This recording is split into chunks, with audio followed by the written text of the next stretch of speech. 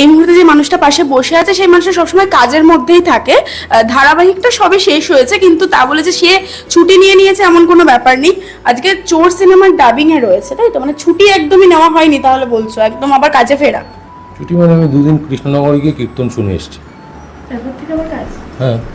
আচ্ছা বলো, এখানে যে তোমার যে চরিত্রটা, সেটা নিয়ে প্রথমেই শুরু করো। চোর সিনেমায় তোমার চরিত্রটা নিয়ে।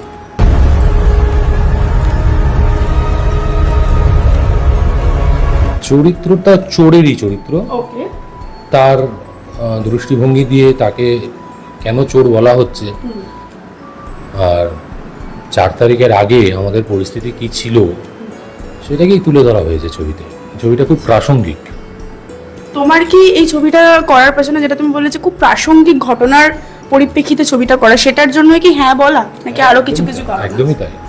মানে যে কটা কাজ আমি করতে গিয়েছি, একটা আমার কাজ ছাড়া প্রত্যেকটা কাজের প্রাসঙ্গিকতা খুঁজে পেয়েছি বলেই সেই ছবিগুলোতে হ্যাঁ করেছি। এবার ছবি হিট ফ্লপ তো অনেকগুলো কারণে হয়, সেটা তো শুধু অভিনেতা, ডিরেক্টর, দর্শক সবাইকে এক জায়গায় আসতে হয়, তারপরে একটা ছবি হিট করে। কোথাও একটা লুফলস থাকলে সেই ছবি মানুষের মনোগ্রাহী হয় না বা মানুষ কোনোভাবে নেয় না। অনেক ভালো ভালো ছবিও আছে যেগুলো মানুষকে মনোরঞ্জন দেয়নি। তো সেইটা ভেবে করা নয়, করাটা ভেবে হচ্ছে আমি দর্শককে ভালোবেসেই ছবিটা উপস্থাপন করব। দর্শক নিশ্চয়ই বুঝতে পারবে কোনো রকমের কোনো গোলমাল থাকলে দর্শকই আঙুল তুলে বলে দেবে যে এটা ঠিক হয়নি। এই যে তুমি বললে যে অনেক সময় অনেক ছবি থাকে যেটা খুব ভালো গল্পের উপর ভিত্তি করে তৈরি করা হয়, কিন্তু তারপরে সেই ছবিটা চলে না, এটা কতখানি মানে খারাপ লাগা জায়গা তৈরি করে? যদি এরকম হয় কখনো বা কিছু, সেটা না এর পরে আমরা আরো ভালো করে বুঝতে পারবো। মানে আমারও তো নিজের হয়েছে, মানে ছবি সেটাকে নামিয়ে দেওয়া হয়েছে। সারা বিশ্বব্যাপী বন্দিত ছবি নন্দনে চলেনি, তো এইগুলো বন্ধ হয়ে গেছে, তো বন্ধ হয়ে যাবে তো আস্তে আস্তে। তো তখন বুঝতে পারবো যে অরিজিনাল ফিগারটা কি। এবং যেটা আমি শুরু করলাম, যেটা দিয়ে যে ধারাবাহিক শেষ হয়েছে খুব শীঘ্রই, সেটা নিয়ে কি বলবো? এত ভালোবাসা দর্শক, চিরদিনই তুমি যে আমার মানে প্রত্যেকের মনের মণিকোঠায় জায়গা করে নেওয়া একটা ধারাবাহিক, তো সেটা শেষ হয়েছে। তো শুরু থাকলে শেষ থাকবে, এটা খুব স্বাভাবিক। তবুও কিভাবে শেষ হলো, মানে সেদিন যেহেতু আমরা কেউ যাইনি, তো একটু তুই শেয়ার করো। তুমি প্রশ্নের মধ্যে উত্তর তোমারই রয়েছে যে শুরু থাকলে শেষ হবেই। হ্যাঁ। তো যেভাবে শেষ হয়, যে প্রথমে কল টাইম দিল, গেলাম এবং ডিরেক্টর প্যাক আপ বললো এবং শেষ হলো, এবং প্রত্যেকটা জিনিসেরই শেষ হবে। শেষ হয়ে গেলে একটু তো ভারাক্রান্ত লাগে। একটা ইউনিট, বিশেষ করে আমি টেকনিশিয়ানদের সঙ্গে, এবং আমার টেকনিশিয়ানসরা জানে, তারা রেগুলার যোগাযোগ রাখে আমার সঙ্গে এবং আমিও তাদের সঙ্গে রাখি। তাদের সঙ্গে আমার একটা সংসার গড়ে ওঠে। তো তাদেরকে দেখতে না পেয়ে এবং তাদের সঙ্গে আড্ডা, খাওয়া দাওয়া সব কিছু সবটা হতো, তো সেইটা না হওয়াটা আমার কাছে একটু কষ্টের। এবং ওই যে আর্য স্যার, ওই যে চরিত্রটা, ওটা নিয়ে একটু বলো। ওটা তো একদম একটা আলাদা রকম। ওটার পেছনে তো শুধুমাত্র জিতু কামালের কন্ট্রিবিউশন এমন নয়, ওটা তো ক্ষুদ্র কন্ট্রিবিউশন। ওটা রাইটার টুবলুদা, শ্রাবস্তিদি, অদিতিদি, জিএর টিম, ক্রিয়েটিভ টিম, এসডিএফ এর ক্রিয়েটিভ টিম, সবাই মিলে একটা চরিত্রকে ওইভাবে খাড়া করেছিল।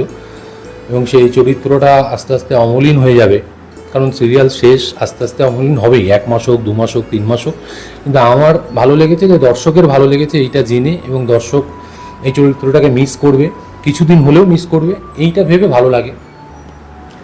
একদমই তাই। এবং ওখানে সব থেকে বেশি যদি জিজ্ঞাসা করা হয় যে একটা সিরিয়াল চলা মানে অনেক দিন ধরে চলা, একটা পরিবার তৈরি হয়ে যাওয়া, সেখানে সব থেকে বেশি তুমি মিস কাকে করবে? একটা তুমি বলতে যে টেকনিশিয়ানদেরকে করবে, আর অভিনেতা অভিনেত্রীদের মধ্যে কাউকে?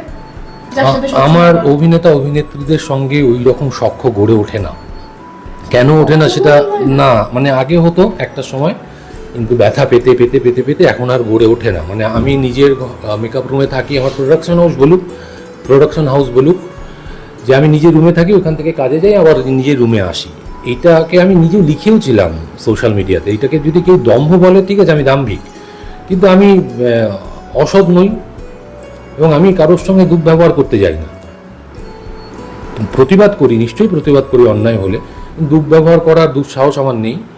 সেটা আমার টেকনিশিয়ানরা বলতে পারবে। বাকি কারোর সঙ্গে আমার সখ্য গড়ে ওঠে না। তুমি জাস্ট যাও, কাজটা করো, যেহেতু ওখানে কাজের জায়গায়, কাজটা মন দিয়ে করা এবং নিজের মেকআপ রুমে থাকা, তারপরে বাড়ি চলে আসা, এটাই তুমি। ইন বিটুইন যদি টেকনিশিয়ানের কোনো জন্মদিন হলো, কোনো টেকনিশিয়ান কোনো কিছু হঠাৎ করে একটা করে বিস্কুট খাওয়াবে, ধরো, নেমে আসি, তখন নেমে এসে আনন্দ ফুর্তি করি, এবং শেষ দিন টেকনিশিয়ানসদের যতক্ষণ না প্যাক আপ হচ্ছে, আমার প্যাক আপ হয়ে গিয়েছিল, আমি তাদের সঙ্গে ছিলাম, বসে ছবি তুললাম, সবার সঙ্গে স্মৃতিচারণা করলাম খানিকটা, দেন বাড়ি এলাম। এক্ষেত্রে একটা যেটা প্রশ্ন, যেটা অনেকেই বলেছিল অনেক সময়, যে চিরদিনই তুমি যে আমার শুরু হওয়া থেকে কিছু কিছু ঝামেলা হতে থাকতো, সেটা আমরা সবাই জানি। সে জায়গা থেকে যখন নায়িকার পরিবর্তন হয়, মানে শিরিন যখন নায়িকা হিসেবে জয়েন করে, সেই জায়গায় দাঁড়িয়ে ওর সাথে তোমার খুব ভালো একটা বন্ডিং তৈরি হয়, সবাই যেটা বলছিল। কিন্তু পরবর্তীকালে নাকি তোমাদের মধ্যেও একটা ঝামেলা তৈরি হয়েছিল, এবং প্রত্যেকবারই প্রত্যেকটা সিরিয়ালের ক্ষেত্রেই তোমার যে নায়িকা থাকে তার সাথে নাকি তোমার খুব একটা ভালো বন্ডিং হয় না, তুমি খুব অ্যাটিটিউড দেখিয়ে চলো। এই বিষয়টা নিশ্চয় তুমিও শুনেছো, তো এটা কেন সবসময় হয়? ধরো আমার সিরিয়ালের নায়িকার সঙ্গে আমার বিয়ে হয়েছিল, তোমার প্রশ্নটা নস্বাদ হয়ে গেল, মানে উড়ে গেল, স্টেডিয়ামের বাইরে গেল। বিয়ে কি এমনি এমনি হয় নাকি? আমার সিরিয়ালের 2 নায়িকার সঙ্গে আমার প্রেম হয়েছিল, এমনি এমনি হয় নাকি? হ্যাঁ, এমন নয় ব্যাপারটা যে নায়িকার সঙ্গে বন্ডিং হয় না।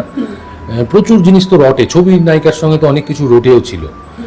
তো বাকিটা অ্যাটিটিউড দেখিয়ে চলে, তাদেরই মনে হয় যে আমি নায়িকাদের বা আমার যে অভিনেতার সঙ্গে বা অভিনেত্রীর সঙ্গে আমার মনে হয় যে আদান প্রদান হয়, সুনীল গঙ্গোপাধ্যায়, 4টি রাজনৈতিক আলোচনা, যাদের সাথে আলোচনা করার মতো আলোচনা করতে পারি তাদের সঙ্গে আমি বসে গল্প করি, বাকি সময় আমি ভেতরে থাকি মেকআপ রুমে।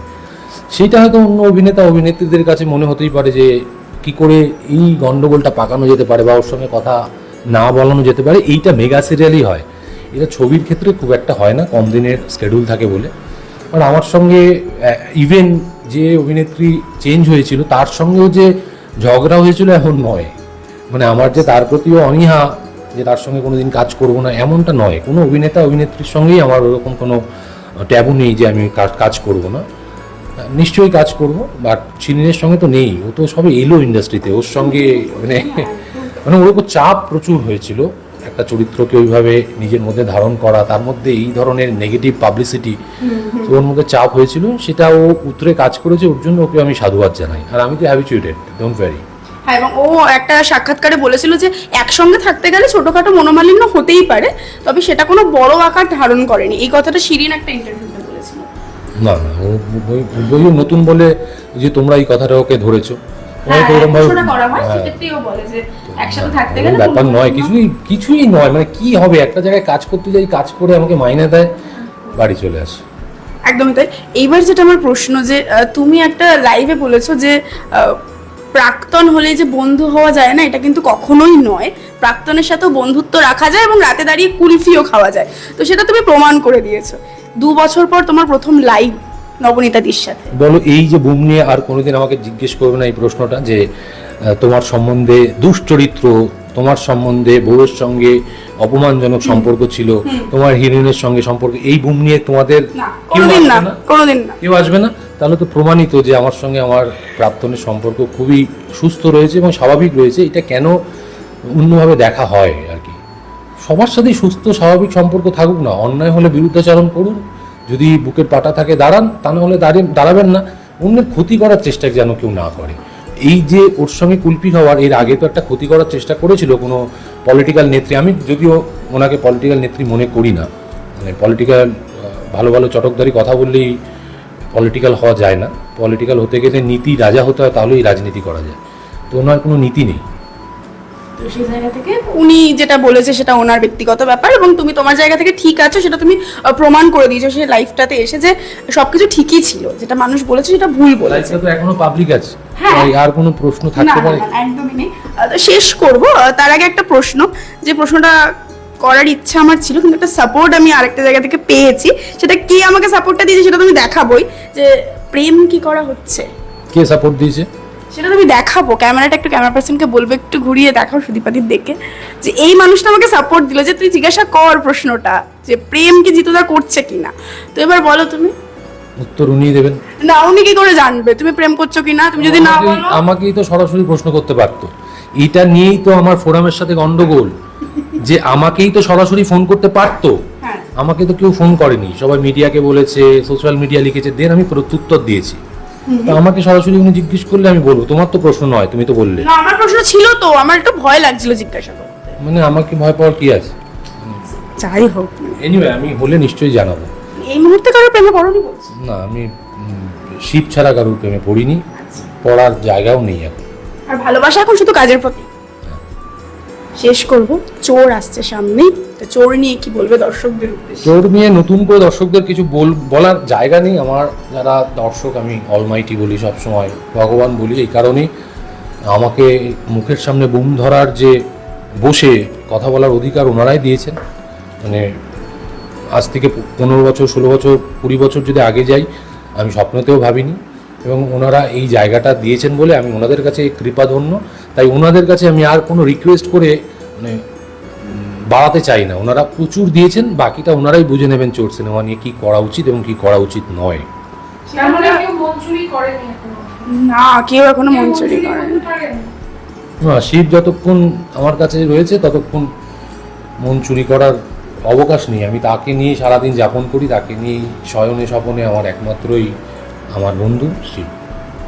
জানা গেল না এখনো অবধি, বলবেন? বলবেন? ঠিক আছে, থাক, থ্যাংক ইউ।